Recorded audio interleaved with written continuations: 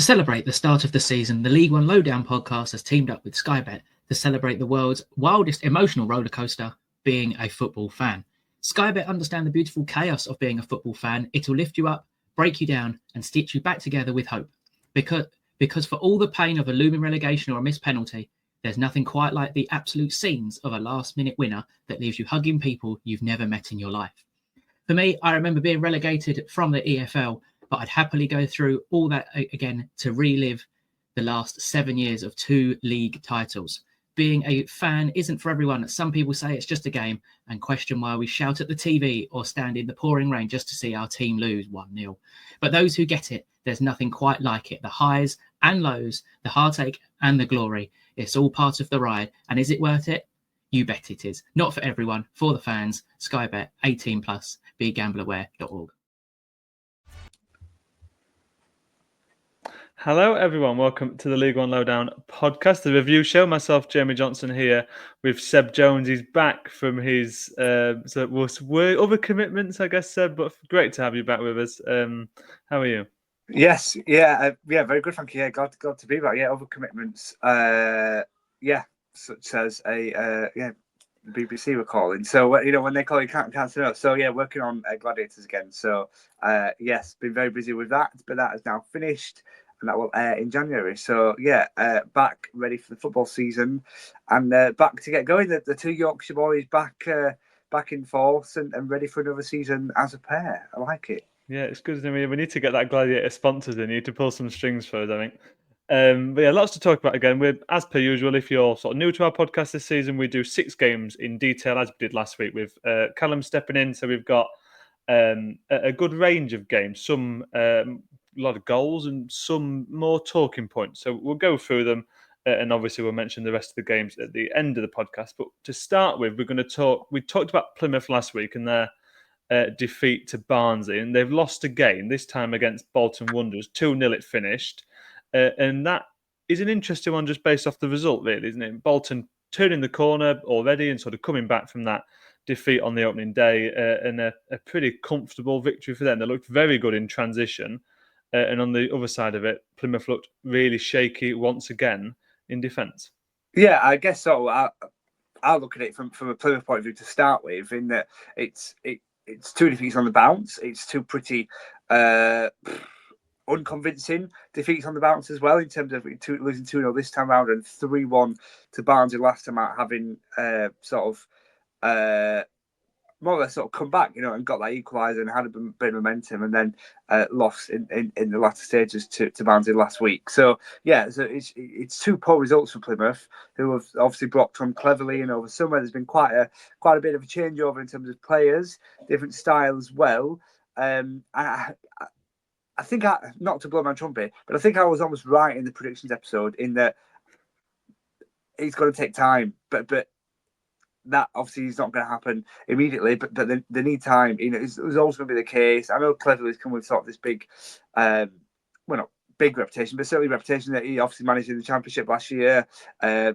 Finished in a decent position with Watford, has been their longest serving manager in 10 years, albeit it's only actually lasted about 18 months or so, but even still, sort of if you can get past the Watford owner, then you can get past anyone really. So it's sort of come with a bit of talk about him, and then I guess ultimately at the start of the season, 1 result away, 1 result at home, and neither have been what they would have liked, really. But I don't think we can read anything too deep into it. I just think it's one of those that's going to take a little bit of time for them to sort of get a real rhythm going. And yeah, as I mentioned, big changeover, new players coming in. We saw that in terms of Peppel coming in to start up front, the Canadian striker. He wasn't really effective. Only had 12 touches, 3 in the opposition boxes, which is not what you really want to see from a striker. So yeah, I think things are going to take a bit of time with Plymouth. I mentioned in the prediction episode that they always do well when they come down. I think they will do well. It's just going to take. It's not going to happen immediately, and I guess the back-to-back results will be disappointing for Plymouth, really. And I guess from a Bolton point of view, they will be pleased, really, because they lost on that first weekend of the season to a good Stockport side. But then, first home game of the season, get that clean sheet, get the 2 goals. And again, another side that's seen quite a bit of change as well. But they have managed to claim the 3 points. And yeah, pretty convincing display, I think, over Tom Cleverley's side. Yeah, these are 2 teams that will be wanting to get into the playoffs. I think there's a big chunk of teams who fall into that category this season. And I think your summary of Plymouth and it taking time, I think, is a smart one. And I think that will be, if they turn a corner, will be the case. But I'm not completely convinced that they will be able to turn that corner and get into the playoffs. But as you say, very early days. Bolton looked pretty good in this game. Burstow scored after half-time. The first half goal came from Towell, a really nice header from a corner. And they made good use of situations like that. And as I said at the start, in transition, they looked really threatening. And that could be something that you assume maybe comes forward a little bit. But just to swing it back to Bolton, to come back from that defeat on the opening day. And it was a pretty poor display, really, against Stockport, and they were second best for the entirety of that game. And to come out of the back of that and within 7 days, and we're going to talk about, we've sort of bookended this podcast by coincidence with teams in a similar situation of a team who was turned around from the opening day and gone on to a victory against a side who we expected to be doing much better, perhaps, than they are. But Bolton are looking like they could have something in them. It's been a very busy summer, but they're looking like there's something there with them.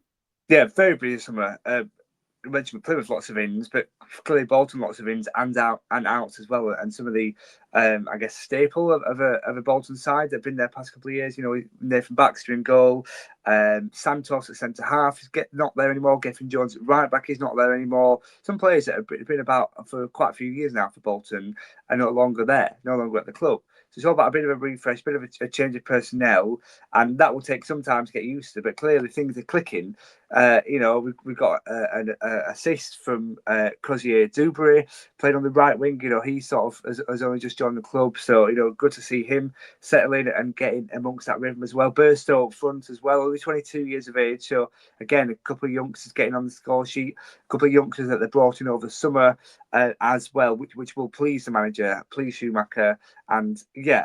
Shaman Lowe as well, obviously, really well in terms of from his spell at Doncaster, impressed keeping that clean sheet in goal. So there's real sort of sparks amongst the Bolton side, and they'll be disappointed that they didn't really show the quality last week, but they're able to do that, in the first home game of the season. I think that's a real boost, I think, for the fans, because there's been so much change over summer.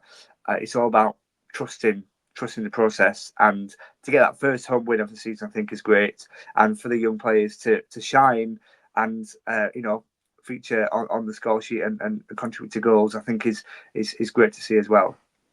It wasn't a first home win of the season for Peterborough United. They have now back-to-back defeats playing Luton, and it finished 2-0 to the Hatters. And I spoke last week with Callum, obviously, on the podcast about how Peterborough were looking pretty solid, and perhaps they had turned a corner defensively, and then all of a sudden they were back to their old habits from last season and one of the worst defences in the league, and that has carried over. The second goal in particular in this game was an absolute defensive howler, with Billy playing out from the back, being pressured by Naki Wells and Clark sweeping up to make it 2-0. The first was a pretty nice header from Anderson. So Luton looking good, looking much better than they did last week, where they sort of scraped a result. But Peterborough, those same problems keep coming back to them defensively. Yeah, well, let's start with Peterborough again, sort of on the losing side. They've not won a league game since the 1st of April. And even that was a 4-3 victory against Crawley, who obviously were really, really poor last season. So in terms of stretching back to the win, I know we've obviously had the off-season, but even still, it's poor, really, in terms of a side like Peterborough that for so many years were sort of pinching towards that top 6, if not trying to look for that top 2 spot.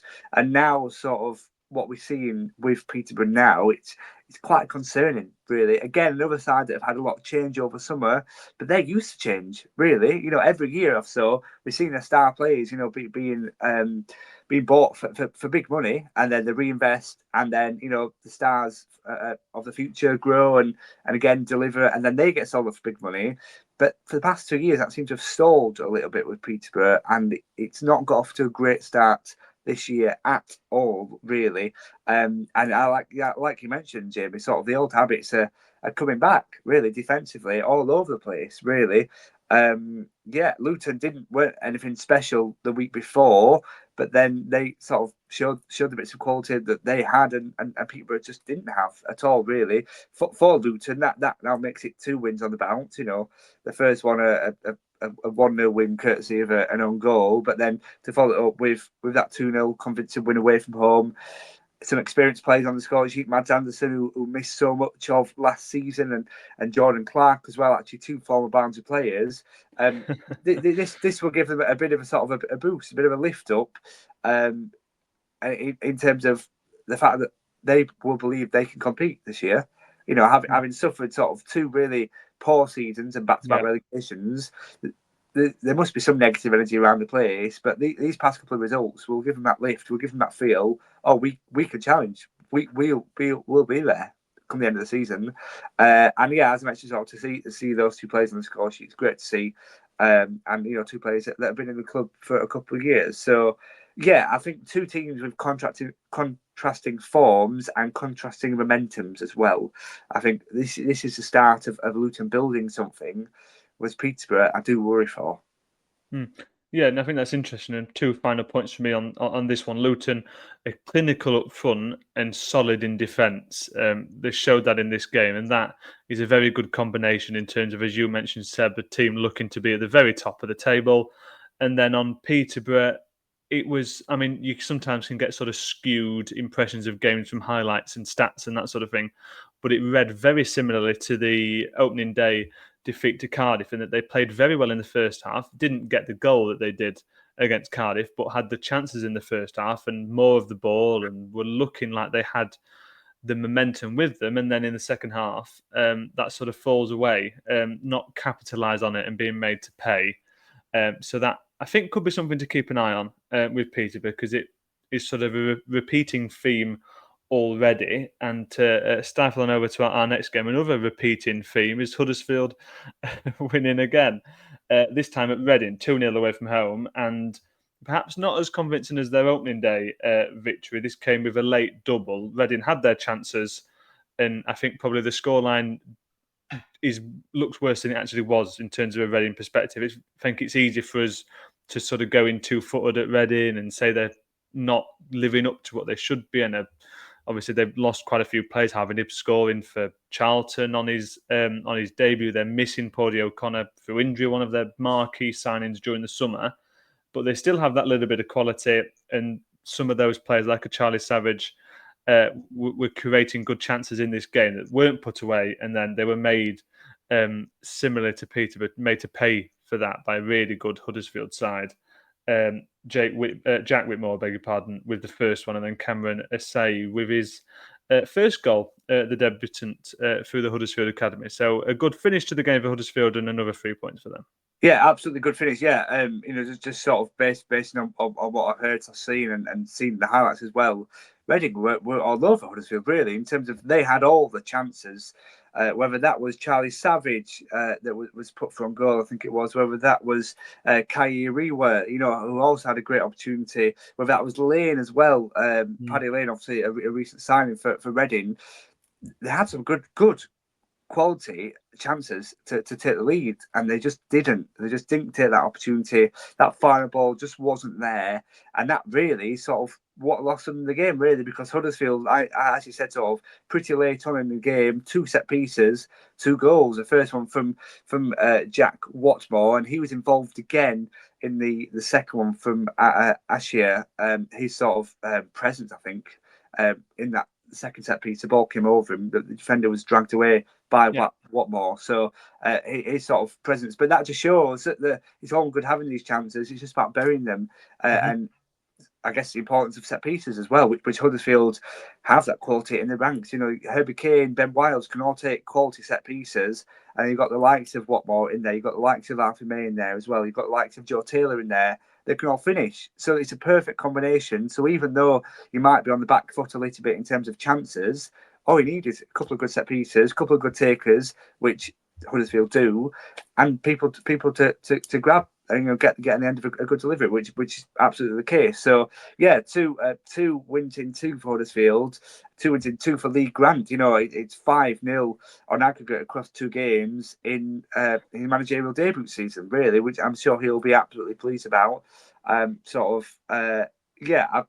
People thought that he would do well and start well, maybe not this well. So sort of proving people wrong and right at the same point. But yeah, Reading will be disappointed given they sort of had the better of the chances. But Huddersfield, it's a great 3 points away from home for them. 2 late goals, 2 set pieces. And happy travelling fans, I'm sure, and a happy Lee Grant. So yeah, all in all, a good day for Huddersfield. But Reading, as you mentioned there, sort of couple of players that are not featuring, through different reasons. You mentioned Nibs off elsewhere. Charlton, you mentioned O'Connor injured as well. Not the start of the season they would have liked and hoped for, I don't think.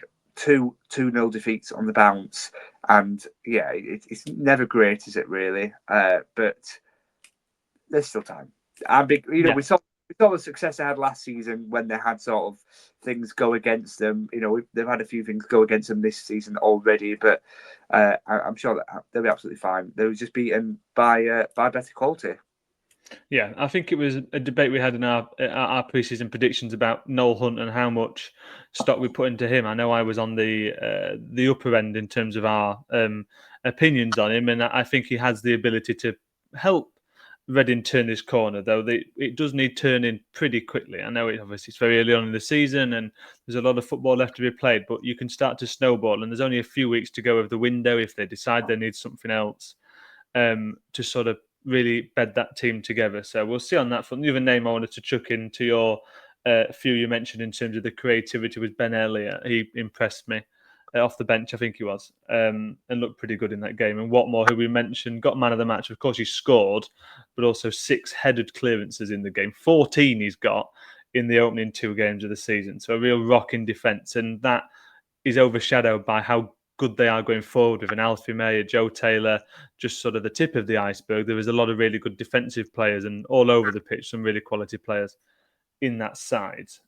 So we'll shift over to talking about one of the promoted sides. We talked about Wimbledon last week, and we're sort of slowly going to make our way through all of them. And it's Doncaster this week. Another win for them. They have 2 in 2 games as well. This one against Mansfield, and it was a real late show. Owen Bailey, the new skipper for the season, with a brace. In the 96th minute, he tapped home the winner against a pretty physical, a big opposing Mansfield team, that Nigel Clough sort of stereotype of a side, and Doncaster overcame that. And obviously I know a few people that were there, and what came across is that Nigel Clough was outmanaged by Grant McCann, and there was sort of tactical tweaks towards the end of the game and pushing certain players forward and changing shapes really made the difference. And as I say, Bailey with 2 goals, Molyneux with 2 assists. He scored on the opening day. George Broadbent also getting plaudits for his performance. And it's all looking rosy for Doncaster on their return to League One, Seb. Absolutely, and I can see someone smiling about the result. Yeah, absolutely. Really, I guess Nottinghamshire versus Yorkshire derby, if you're calling it that, and actually not too far from each other, are they, these 2 clubs. So a derby-ish, if you like. But yeah, to come from behind, I think is really good going, and to do it in the fashion that they did. Owen Bailey times 2, not I guess your typical goal scorer, not the guy that you would expect to rock up, but 2 finishes, one with his head, and the second late one as well was well deserving, and Doncaster deserving of their lead in the end. Obviously, went 1-0 down to a good strike from McLaughlin, who really nice goal that. Strike them, and that one was no different for sure in terms of the quality he possesses with his left boot. So yeah, certainly a quality player, McLaughlin. But yeah, Grant McCann does what Grant McCann does, and sort of just one step ahead all the time, thinking about how he can utilise players, thinking about how can he make sure his players' qualities are coming across, and absolutely did that. You mentioned sort of Molyneux with both assists. You mentioned the 2 goal. Owen Bailey as well. These players are going to be important for Doncaster this season, and yeah, 2 wins in 2, incredible, really, for a side that have just been promoted from the top of League Two. So, yeah, I think a really good result and really good sort of gritted display from Doncaster to get that 3 points, to get that win, and to make it 2 wins from 2. It's really good going, I think, from Donny. Yeah, thank you for that. I'm glad you said it. It doesn't sound biased if you say it first. But yeah, I mean, they're looking better than I expected, really. I mean, I think we all sort of put them in that mid-table, lower mid-table range, and obviously very early on in the season, but they are looking like they have the ability to end up in that sort of space in the table. And beating a team like Mansfield, I think maybe a few seasons ago, that would be a sort of game we lost against a big physical side. And in pre-season against Blackpool, those sort of issues came to us trying to play against a big outfit. And we overcame that in this game. Doncaster overcame that in this game. So that is a good sign in terms of being able to play different types of football and being able to play against different teams. And Owen Bailey, the other thing to mention for him, not just his goals, but he was playing out of position. Jamie Sterry got a bad-looking injury on the opening day. I think it's his cheek or his jaw. So he's going to be out for a little while. And Owen Bailey has shifted into right back, usually a central midfielder. He played at centre-back at points last season. He's become a bit of a utility man, and he's reliable. You could stick him anywhere and he'll do a job. And obviously done a very good job on Saturday. Mansfield, the other side of things, 2 defeats in a row for them, struggling at the start of this season, but plenty of time to go. And they looked just very shaky defensively. I'm assuming you've seen the goals, Seb, especially the second. And Luke Molyneux, I think it was Aidan Flint who was sort of tussling with. And Molyneux was just managed to hold off a much bigger defender and twist the ball around the corner. So those positives of that sort of style of football just weren't effective. I think probably the good way of saying it. Yeah. I think it wasn't Flint. Flint was I think it was Hugh or Sweeney. I think the guy that played centre. It was Sweeney, yeah. Yeah, the guy that played sort of centre. Flint's moved on, hasn't he? But yeah, he has moved on. Yeah, down to League Two. Can you believe it or not? But I think Sweeney. So the guy he played the centre of the back three. You're right in terms of the way sort of Molyneux does what Molyneux does really. But from a Donny point, absolutely buzzing. But for Mansfield, he's got to be better. Really, in terms of how that ball came across the goal line for that second goal, it's really poor. The amount of bodies that were in there at the late stage of which it was, you've got to be really disappointed, really, with the manner of the defeat. The fact that they took the lead as well, and to not really use that as sort of as a springboard, as a platform to go on and do more with the game and to get an outcome from that, really. Disappointing, really. I mean, we saw last year with Mansfield, they went through such a disappointing period, really, but even still, they came sort of out of that. So, yeah, this season will be interesting for Mansfield, Again, like any other side, a couple of different signings. Roberts in goal as well. Like I said, Flint's gone. A couple of players that have gone as well. So this one will be interesting because there's been quite a bit of change at the club. Yeah. I'm not surprised that they looked a bit. And they've turned more towards youth as well this summer. They have, which as we learned last year, I think their average age was one of the oldest last year. So it's interesting to see that switch and that change in terms of bringing a bit more youthfulness to the club. So good win for Donny, but Mansfield will be really disappointed with the manner of the goals for sure. Yeah, no, definitely that. And then we've now been able to gloat about a victory for Doncaster. So I'll hand over to you and let you gloat about a victory for Barnsley. 3-2 in the end. Equally as exciting. 2 goals down, a Beasley penalty and Tavares with goals in the first half for Burton, and then Vickers, Keylor Dunn, and a late winner by David McGoldrick. 3 points for Barnsley. A free scoring Barnsley at the start of the season. Absolutely, yeah. 4 goals last week. No, not 4 goals last week. Don't get ahead of yourself. I'm getting carried away. 3 goals last week, 3 goals this week, but three next week as well. No, but in all seriousness, I guess 2 main points in terms of people thought last week was a bit of a fluke. I think some people, in terms of the result that we got away at Plymouth. But I think going to Plymouth, it's a tough place to go. First game for them after just being relegated from the Championship. Big crowd behind them as well. Barnsley down to 10 men for quite a lot of that as well. And to come away with the 3 points in the manner that they did, I think is really good going. To then back that up, really, with a strong comeback win, with sort of a makeshift back four. The two centre-halves, Dijavigne and Earl, have both been playing full-back throughout the pre-season and within our friendlies, because Matt Roberts is out for a couple of months and Jack Shepherd is suspended. So to have sort of a bit of reinforcements defensively and a bit of a makeshift back line, I think is sort of makes the win doubly special. To go 2-0 down, I think, as well, is to get anything from that, I think is remarkable. And I guess David McGoldrick, 37 years of age, is he? People thought his legs might have gone. People thought that he wouldn't be able to cut it in League One. But they're absolutely wrong. What a player he is, what quality he possesses, what he brings to this Barnsley side. I think is more in 2 games than anyone thought that he would be able to bring all season, really. Such question marks were raised when he came in, but he's absolutely proven his worth. He's absolutely proven the quality he has. And yeah, just all over the pitch, Barnsley seems to be really solid. Whether that is Murphy Cooper in goal, albeit it probably was at fault for the second Burton goal, but he stood tall in the second half when Barnsley were on top. Whether that's Adam Phillips grabbing 2 assists as well, continuing his fine form. Keeler Dunn on the score sheet again, and Vickers as well on his home debut getting a goal as well. There just seems to be a really good feel-good factor about Barnsley, and to get that comeback victory, to go 2-0 down within half an hour, not many sides really come back from that.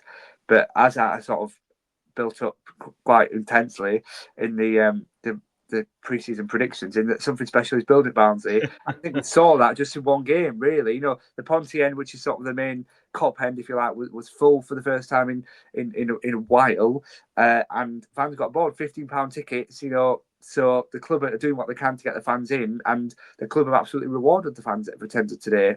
On Saturday, with a well-deserved, hard fought, determined victory. Really, let's be really honest. No disrespect, but how he ever went 2-0 down to Burton is pretty unbelievable. But to come back from that, which I reflect more on, to come back from that, I think it is very good going. So yeah, a great result, great comeback, and great start to the season. 2 wins from 2.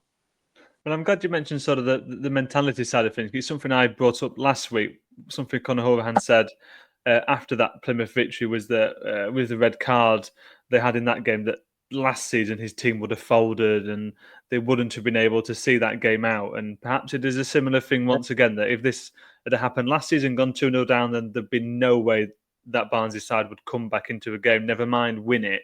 Whereas now it is completely the reverse, and Barnsley are able to get back into games and work their way back into games and get out of tricky situations. So perhaps not your second place prediction that came before the start of the season, Seb, but they're on the right track, and I think they're doing better than the rest of us expected. You all after me, but where do Barnsley sit in the table currently? Second. So I know it's only 2 games, but you're right in terms of that. Both games so far have proven sort of Barnsley can get victories in different circumstances, which I think is key for any club, but not just Barnsley. But to get wins in different ways, I think it's a sign of a great team, and Barnsley have done that, albeit only over 2 games. But the imprints are there. And finally, then I sort of alluded to it earlier in terms of the Bolton game being a team that turned a corner and beating a side who we expected to be better than they have been in these opening 2 games, and that is Exeter beating Blackpool, which is a surprise on its own before you say the scoreline being 4-1 to Exeter. And as I say, a complete turnaround from the opening day. They played Doncaster last week and looked all at sea. They had 2 shots in the game, none of which were on target, and registered an XG of 0.39. And if you parallel that to 7 days later, and they had 17 shots in the game, 7 on target, and scored 4 goals from a 2.41 XG. So a complete 180 in terms of the stats there. And the other side, I think we'll circle back to Blackpool because there is definitely talking points there. But Exeter, within 7 days, have completely turned their performance around and come out and put 4 goals past Blackpool. They're shock for me, this one. Yeah, and their biggest win at St James's Park since March 2023 as well. So to get a home win, but to get it in the fashion that they did, I think is incredible, really. And as you sort of alluded to, a result no one really saw coming. 4 different goal scorers to give them the victory here. Really dominant display all throughout the team. Really, Caldwell had come out afterwards saying that they actually the result was absolutely brilliant. Really, they had some sort of reflection in terms of that Doncaster performance that he wasn't up to scratch, he wasn't good enough, and to come back with a performance and a result like that is brilliant. Really, just that attacking football, that counter attacking, forward thinking from Exeter is something we've not really seen from them. But to do that against a Blackpool side that are used to doing that, I've got plenty of good options going forward.